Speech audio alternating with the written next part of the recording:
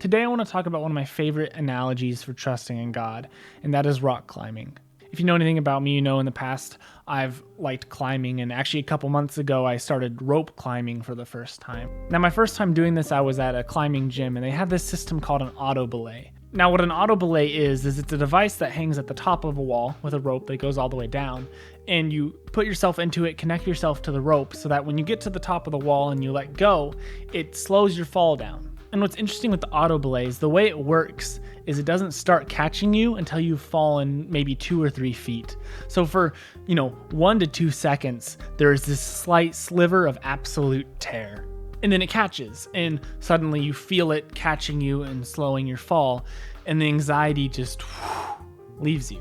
And for a beginner rope climber like me, that was quite scary, not being able to feel that I was locked in place or that I wasn't gonna fall. And I feel like in my life, trusting in the auto belay is the same as trusting in God. I have trouble trusting in God until I feel that catch. But to feel that catch, I have to jump. I have to trust in Him without feeling Him. We get to a point where God is calling us to let go of the wall, to jump off and to trust in Him. And yet that seems like the most crazy thing we could do because we can't feel that it's a safe jump. Yet once you let go and you start falling, and there's that brief moment of terror where you're like, everything is gonna go wrong. And then He catches you.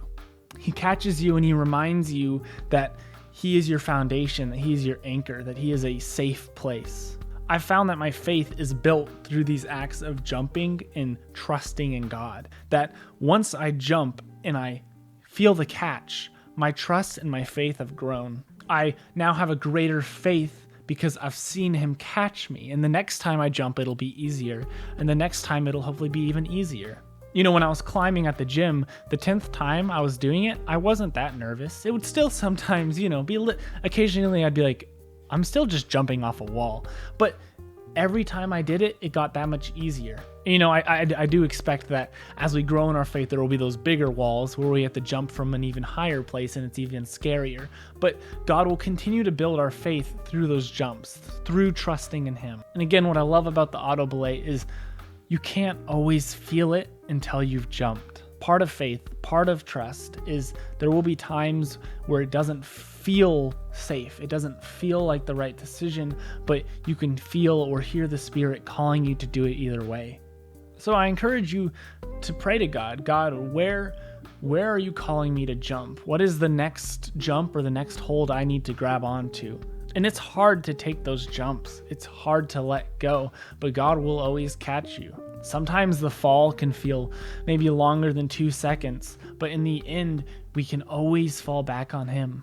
He just wants you to let go of the wall and jump. I hope at some point you get the chance to try an auto belay. It definitely will test your trust, but maybe it'll show you a bit about who God is. Thanks for listening.